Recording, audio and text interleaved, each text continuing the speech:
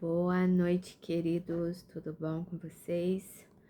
Depois de mais de uma semana ausente, tô voltando aqui para nossa leitura, né?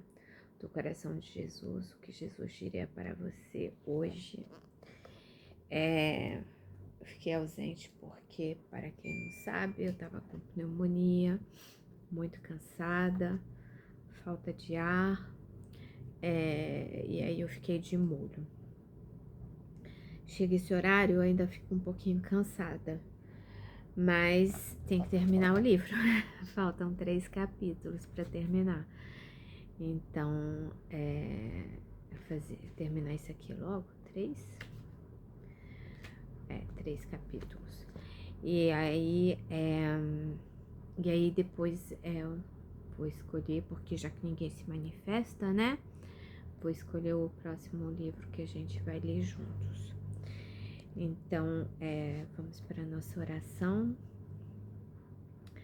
Deus Pai Todo-Poderoso, amado irmão e mestre Jesus, espíritos de luz e mentores espirituais, agradecemos a presença de vocês em nossos lares nesta noite de quarta-feira, de terça-feira, para uma leitura que nos aproxima tanto de Jesus, que faz com que nós entendamos que Jesus está sempre ao nosso lado, sempre nos auxiliando, nos ajudando, nos estendendo a mão e nos dando seu abraço fraterno quando necessitamos. Com a graça de Deus, com as bênçãos de Jesus e o amor de Maria Santíssima, que assim seja, graças a Deus. Então hoje é dia 14, terça-feira, 14 de outubro. 14 de outubro, eu tive que pensar, gente, outubro, meu Deus do céu, o tempo voa, né? O tempo passa muito rápido. Enfim, vamos lá. No capítulo anterior, que foi o 36, Jesus perguntava quem ele era para nós, né? Se ele era se oferecendo, né, para ser nosso amigo. Tem aquela passagem do Evangelho, que é o capítulo 6, né? Vinde a mim todos vós que estáis aflitos e sobrecarregados, que eu vos aliviarei, porque meu jugo é suave, meu fardo é leve, né? Tava lá em Mateus. E então isso aí ele nos aproxima cada vez mais dele, né? A gente foi vendo que ao longo do livro ele foi nos aproximando dele, né? E agora é atravessar a rua. Aqui. Eu afirmo a vocês que isto é verdade. Quando vocês fizerem isso ao mais humilde dos meus irmãos, foi a mim que fizeram. Está Mateus, versículo 25, item 40. Essa parte é muito importante, porque aqui ele fala pra gente da caridade, né? Caridade tanto moral quanto material, mas eu acho que sempre mais moral, né? Que quando nós ajudamos qualquer pessoa que seja, né? Qualquer pessoa que esteja em sofrimento, a gente tá estendendo as mãos a Jesus, né? Isso me lembra aquela passagem que tem na Boa Nova, né? Que o andarilho vai lá ver Maria, começa a conversar com Maria e na realidade era Jesus. Isso já aconteceu mais de uma vez, né? Então, em diversas oportunidades, não é que nós temos relatos que tenha sido Jesus, mas que tenham sido pessoas que eram enviados diretos de Jesus, né? Então vamos para a leiturinha. Eu estou no mundo, poucos, contudo, me veem. Muitos me procuram, nem todos, porém, me acham. A maioria me procura olhando para o céu. Ainda não é capaz de olhar para os lados. Inúmeros desejam a minha companhia No entanto, vivem distantes dos meus irmãos na terra. Outros gostariam de me honrar com fartos banquetes, mas ainda não dividem o pão nosso de cada dia com quem nada tem à mesa de refeição. Milhares suplicam a minha intercessão, mas seus problemas de saúde, todavia, ignoram os gemidos dos que sofrem solitários, num catre de dor, sem remédio, sem esperança. Quase todos oram pedindo a minha presença, entretanto, se ausentam da vida dos que sofrem ao lado deles. A maioria quer encontrar um Cristo só para si, geralmente no conforto da própria casa, na comodidade de templos luxuosos, esquecendo-se, todavia, de que eu estou no meio dos que sofrem desprotegidos em vielas e becos. Você verá meu rosto nas crianças raquíticas, nos idosos esquálidos, nas mulheres violentadas, nos jovens devorados pelos vícios. Para você me achar e obter a minha graça, precisa atravessar a rua, precisa se reconciliar com seu irmão, precisa partilhar o pão da sua mesa, amar os não amados, enxugar as lágrimas de quem sofre, importar-se com as pessoas, principalmente com os frágeis e pequeninos. Se você atravessar a rua da indiferença, irá me encontrar do outro lado da calçada, onde quase ninguém me procura. Eu ali estarei, de braços abertos para você. Aqui é um convite de Jesus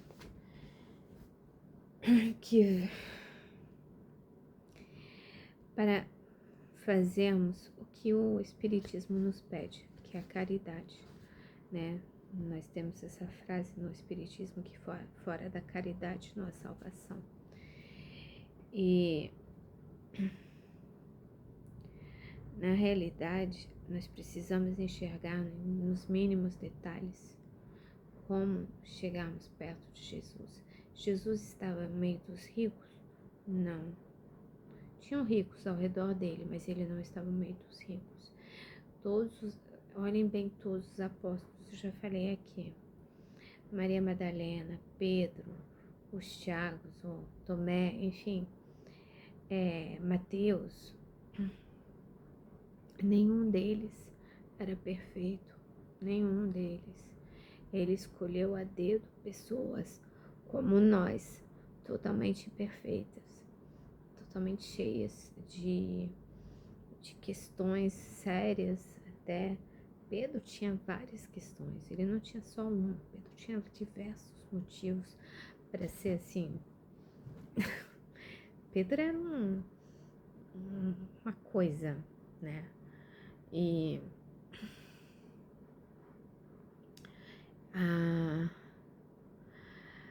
quando a gente estava na pandemia, estava tudo fechado, né? Obviamente a nossa casa fechou também, porque era obrigatório, todo mundo precisou fechar as portas. E a gente se deparou que as pessoas precisavam de ajuda, mas as pessoas não conseguiam vir até nós, né? Elas precisavam pão de cada dia, né? Da cesta básica, às vezes até do dinheiro do gás. E nós fomos ao encontro dessas pessoas, como bons franciscanos, como Francisco de Assis foi ao encontro dos leprosos. Nós precisamos irmos ao encontro dessas pessoas necessitadas. E claro que quando elas vêm até nós também temos que atender. O trabalho, por exemplo, da distribuição de quentinha para morador de rua é esse trabalho de enxergar. É um momento do dia que aquelas pessoas ficam esperando porque durante o dia todo eles são invisíveis, ninguém percebe a presença deles, ninguém,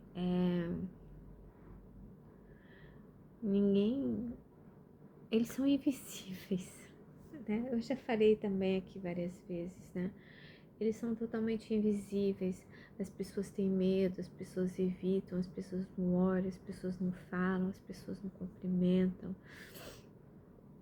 as pessoas não pensam na situação daquela pessoa que tá ali. E isso é ajudar. É aquela criança que a gente vê que tá sofrendo não só fome, mas está sofrendo maus tratos, tá perecendo de alguma forma. É aquele senhorzinho que foi abandonado numa casa de repouso porque a família não quer ter trabalho, não se interessa e tá lá largado. Quando eu morava na Bélgica ainda, eu fiz um trabalho com uma empresa que... Espera aí, gente, deixa eu pegar um negócio aqui. Um negócio muito importante. Isso aqui.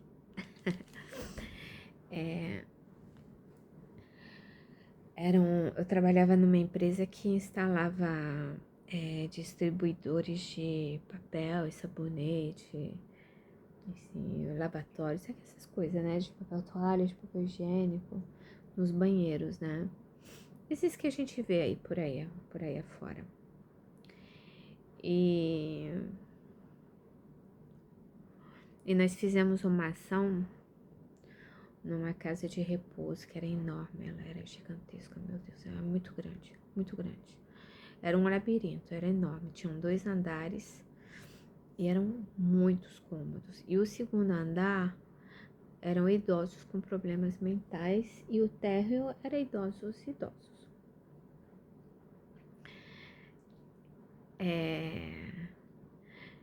Eu tô sorrindo porque tinha uns idosos muito fofos.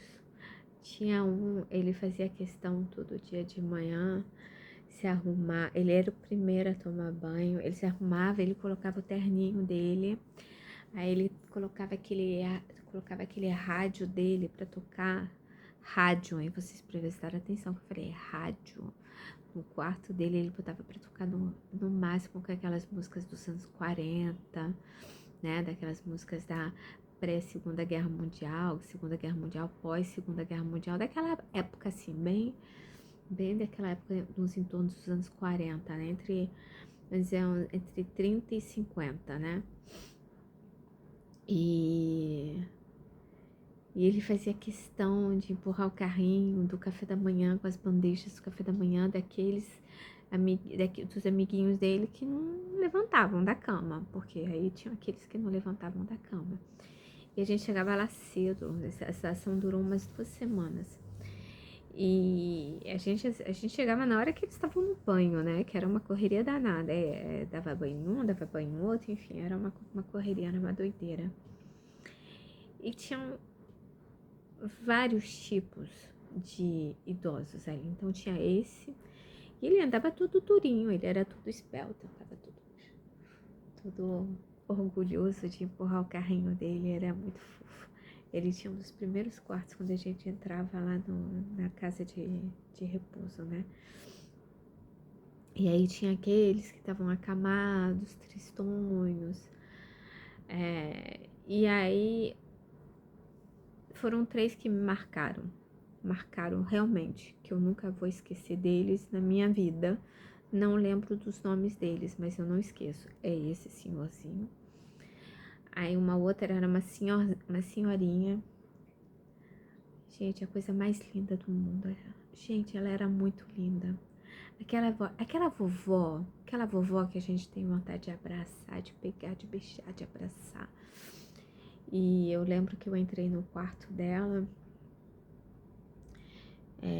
avisando, né? Ó, a gente tá instalando os distribuidores de papel e de sabonete nos banheiros de vocês, não sei o que, papapá.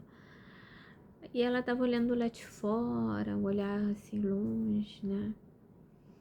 Aí Aí ela olhou assim pra mim, tem que pagar, minha filha? Eu falei, não, senhora, a senhora não vai pagar nada. Não vai custar nada pra senhora. A senhora tá bem? Ela olhou assim pra mim, olhou com... Ela falou, tô esperando a morte, porque meus filhos me deixaram aqui e nunca mais vieram me ver. Aquilo, gente, despedaçou meu coração.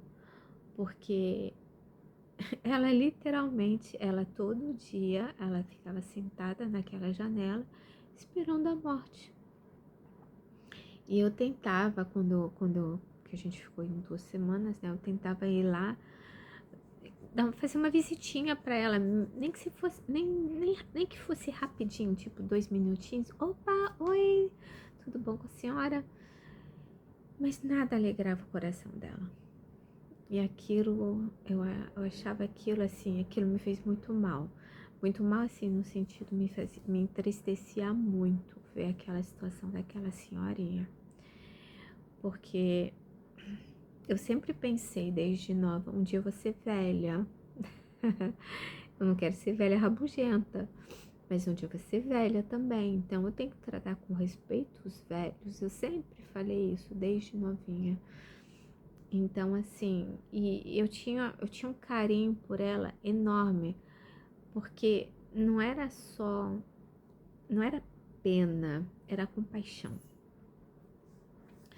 Porque eu ficava pensando, meu Deus, como deve ser triste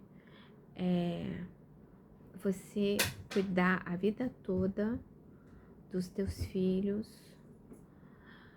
Só um minutinho, gente. Ô, Sara, por que você jogou meu carregador no chão? Sara Maria. Só um minutinho, eu vou ter que fazer uma pausa. Desculpa, gente, voltei. Tive que fazer uma pausa porque a criança tá rebelde.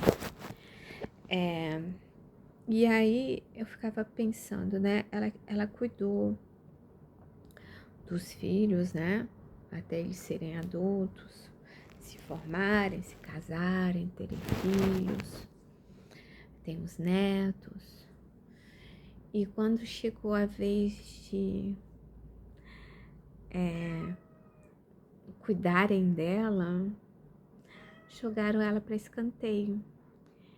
Então isso é uma coisa que eu achei assim, é comum, né, infelizmente, mas eu achava muito triste. E assim, eu não tinha, eu falava, não tinha pena, eu tinha compaixão, porque eu sempre tentei me colocar no lugar das pessoas, né? Eu tinha, o quê, uns 20 e poucos anos na época, mas aquilo me marcou muito. Só um minutinho. Ô, Sara Maria. Ô, Siriguela. Não sei qual é o problema dessa gata hoje, gente. Ela tá revoltada. Teve tudo que ela quis. Tá revoltada. Comeu churu, comeu sachê, comeu ração, tem água fresca, areia limpa, tem um talquinho na areia e ela não tá satisfeita. Aí, então, teve essa senhorinha. E o terceiro era um senhor já, que não... Ele não tinha muita mais coordenação motora com as pernas. Mas ele era um pouquinho tantão. Fala tantão porque ele era uma beleza mesmo. Ele era muito engraçado, gente. Ele era ótimo. Isso aí, são 3 faces de Jesus, né? De uma certa forma, se a gente parar pra pensar. Ele era muito engraçado. Ele parecia um pouquinho com o Kirk Douglas, o pai do Michael Douglas, né? Mas versão acabado, obviamente, né? E ele era muito tantão. E... Mas ele era muito, assim, engraçado. Ele era galanteador, ele era engraçado. Quando eu chegava no andar dele, que era lá no 2º andar, aí eu lembro uma vez, a cena foi uma cena hilária. Assim, patética, mas engraçada ao mesmo tempo, né? Porque ele, ele tava com aquela calça de abrigo, né? Aquela cinza de moletom, né? Clara. E tava tudo molhado, que tinha feito xixi nele, né? Mas Quando e aí as enfermeiras carregando ele, porque não tinha condições de empurrar com a cadeira de roda, que a cadeira de roda estava ensopada também. Então preferiram um empurrava a cadeira, dois outros seguravam ele, né? Elas estavam indo dar um banho nele. E ele passou por mim e começou a piscar. Oi, lindona! E aí, tudo bom, meu amor? Vamos marcar um encontrozinho. E aquilo eu achei muito interessante, eu adorava ele, porque eu falava, gente, ele é um maluco, beleza, literalmente, ele era um idoso, um maluco, beleza, e ele tava de bem com a vida, ele tava ótimo, mas ao mesmo tempo ele precisava de atenção. Então, quando eu passava por ele, eu conversava com ele ficava, gente, como ele ficava feliz. Como aquele homem ficava feliz quando a gente conversava com ele, tanto eu quanto o rapaz que fazia as instalações, né? Então ele ficava assim, todo, aí ele abria sorriso, aí piscava, aí jogava charme, mandava beijo. Falei, meu Deus do céu, como é que pode, né? Então, são pessoas que estavam ali naquele lugar, a maioria esquecidos pelos familiares. Os familiares pagavam um valor X por mês, mas não ia visitar, não iam visitar. Aí são pessoas que são esquecidas, né? Que se tornam invisíveis da sociedade. Eu tô falando dos idosos porque eu tenho um carinho muito especial pelos idosos.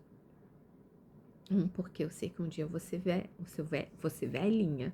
Da mesma maneira que eu não posso muito meter o pau nas crianças, porque eu fui criança também, eu não posso meter o pau nos velhinhos, porque um dia eu vou ser velhinha também, né? Eu parto desse princípio, a gente não pode menosprezar, né?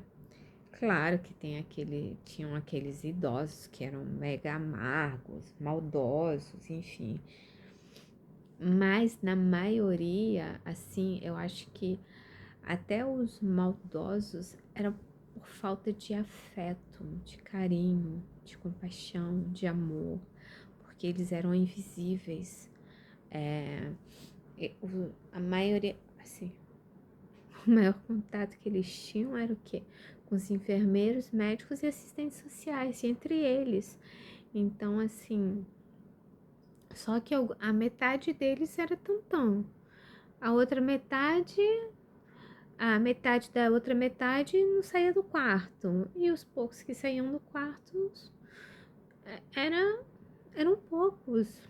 Então, assim, e a gente sabe que era uma cidade, vamos supor, era um bairro ali dentro, era uma mini cidade, era uma micro cidade, era uma micro sociedade ali dentro, porque você tinha de tudo. Tinha pessoa amarga, tinha pessoa bondosa, tinha pessoa animada, tinha pessoa doida, tinha pessoa triste, tinha pessoa isso, a pessoa aquilo, não sei o que. Tinha vários tipos de pessoas ali dentro. E isso eu acho que também é importante, porque esse trabalho, acho que foi o primeiro trabalho social que eu fiz, assim, de fato, né? E me marcou muito, como eu disse. São 3 pessoas que eu nunca vou esquecer, mas eram, sei lá, centenas de internos que tinham ali. Era muita gente, era muito grande, muito grande. Eu acho que eram uns 300 idosos que tinham naquele lugar. Mas eu acho assim. E lendo esse capítulo, eu lembrei muito, muito deles, porque talvez aqueles dias que nós estivemos lá, né, aquelas 2 semanas, para alguns tenha sido um alento no coração, porque eu sempre fui do jeito que eu sou hoje, então eu chegava animada, oi, tudo bem, bom dia, tudo bem com vocês? E aí, já tomou café da manhã? E não sei o quê. Aí eu batia papo, aí eu falava umas besteiras, aí uns achavam graça, outros nem ainda me davam bola também. Tem uns que olhavam pra minha cara, tipo assim, você é chata, cala a boca. Mas enfim, mas fazia parte do meu trabalho, então assim, eu adorei fazer esse trabalho, adorei, adorei, adorei. E, e hoje eu vejo que eu estava fazendo esse trabalho de Jesus, sem mesmo ter noção que eu estava fazendo o trabalho de Jesus. Porque realmente eu fiz com muito coração, com muito amor, com muito carinho. E eu amei, amei cada instante naquele lugar, mesmo sendo difícil presenciar determinadas situações que não eram fáceis. Do mesmo jeito que o fato de ter frequentado o INCA por 2 vezes, né, com meus 2 pais, tenha sido também de muito aprendizado para mim. Tudo isso acho que faz da gente ser gente, né? E ajuda muito, e a gente acaba ajudando os outros, mesmo sem perceber às vezes. Às vezes é o mesmo que a gente faz na rua, um sorriso, um olá, um bom dia, um tá tudo bem. E às vezes é o suficiente para alegrar um dia de uma pessoa. E alegrando o dia de uma pessoa, a gente está alegrando Jesus, o coração de Jesus. Porque é o que Ele quer da gente, que a gente vá até as pessoas. Eu, sinceramente, tenho muita vontade de voltar a ajudar idosos.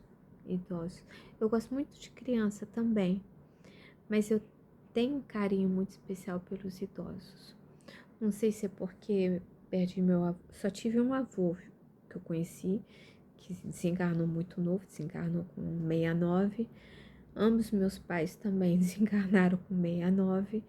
Então, assim, a única idosa com a qual eu convivi mesmo foi minha bisavó, mas ela morava na França e a gente morava na Bélgica, então a gente não encontrava com ela com frequência. Então, a bisa, a Olga, foi a pessoa mais idosa próxima de mim e da minha família, né? Então, assim, não sei se é uma carência, né? De ter uma pessoa que eu possa abraçar, amparar, chamar de vó, pedir colo. Não sei se vem disso, dessa carência. Não sei o motivo, mas eu tenho muito carinho pelos idosos. Então, mas cada um tem sua parte, né? Outros têm mais afinidades com as crianças. Eu gosto muito das crianças especiais também, tá? Aliás, eu não tenho nada contra ninguém, mas a minha preferência, o topo da lista realmente são os idosos. Gosto muito de gostava muito de trabalhar com as crianças com espectro de autismo. Era muito legal também, apesar da dificuldade que pode ser, né? E é isso. E eu acho que todos nós temos um fraco, né? E se a gente puder fazer alguma coisa, né? O negócio é que aqui no Brasil é muito difícil, tudo é complicado, né? A gente quer fazer um trabalho voluntário, até no hospital, alguma coisa, tem uma burocracia danada, né? Lá eu lembro que foi uma coisa tão simples. A empresa entrou em contato, uma empresa entrou em contato com a gente e falou: olha só, nós estamos querendo ajudar um asilo de idosos e a gente quer contratar o serviço de vocês para fazerem, porque eles não têm dispensa de nada, os banheiros faltam muita coisa, não tinha dispensa de papel higiênico, né? Enfim. E a gente vai arcar com todas as despesas, até da instalação e do responsável que vai, enfim. E foi só isso. E foi só isso. A gente achou uma instituição que era aquela, né? Assim, eles designaram a instituição, nós entramos em contato com a instituição, falamos, olha só, temos um doador anônimo que quer ajudar a instituição e a gente vai fazer a instalação de dispensers nos banheiros, nos lavatórios, todos os lavatórios, tanto das áreas comuns, né? Onde tem banheiro, né? Banheiro das áreas comuns, quanto dos quartos, enfim. Todos os banheiros que tinham ali foram equipados. E não teve dor de cabeça. Foi a coisa mais simples do mundo. Foi um telefonema. Ah, vocês aceitam a ajuda dessa empresa? Claro, com certeza. Nossos internos vão adorar ter dispenser novo, que não sei o quê, papapá, papapá. Pronto, acabou, morreu o assunto.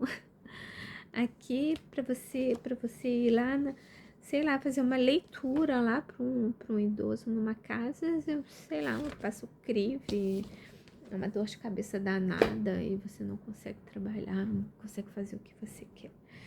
O que você quer não, o que você gostaria de fazer, né? Pra alegrar o dia daquelas pessoas, né? Então é isso, gente. Vamos olhar mais pelo nosso próximo.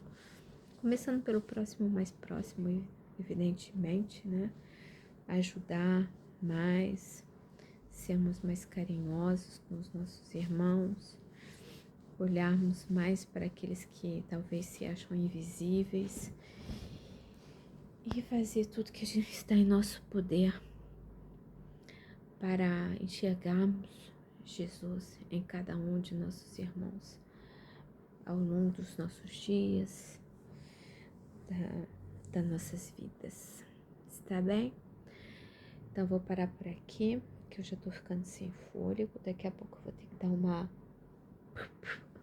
bombinha, senão vou ficar sem ar, tá? Eu beijo nos corações. Ah, tem que fazer oração. Amada Irmã e Mestre Jesus, Doce Mãe Maria, queridos irmãos franciscanos, mentores espirituais, agradecemos a presença de todos vocês em nossos lares, para que possamos, para esse momento de leitura que tivemos, nos aproximando de Jesus, chegando ao término desse livro tão lindo que nos aproxima tanto de coração de Jesus. Que nós possamos aprender cada vez mais o que Jesus espera de nós, que possamos cada vez mais estarmos conscientes de quão perto Jesus está de nós. Ele está ao nosso lado o tempo todo, 24 horas por dia, 7 dias por semana, por intermédio dos nossos benfeitores, dos nossos mentores, anjos guardiões. Que nós possamos ter essa certeza de que Ele não nos abandona, de que Ele nos ama, de que Ele é nosso irmão maior. Pai nosso que estais nos céus, santificado seja o vosso nome. Venha a nós o vosso reino. Seja feita a vossa vontade, assim na terra como no céu. O pão nosso de cada dia nos dai hoje. Perdoa-nos as nossas ofensas, assim como nós perdoamos a quem nos tem ofendido. Não nos deixeis cair na tentação, mas livrai-nos do mal. Ave Maria, cheia de graça, o Senhor é convosco. Bendita sois vós entre as mulheres, bendito é o fruto do vosso ventre, Jesus. Santa Maria, Mãe de Jesus, rogai por nós, pecadores, agora e na hora de nossa morte. Que assim seja, graças a Deus, graças a Deus. Então, beijo nos corações de todo mundo. Quem for assistir hoje à noite, que tenha uma boa noite de sono.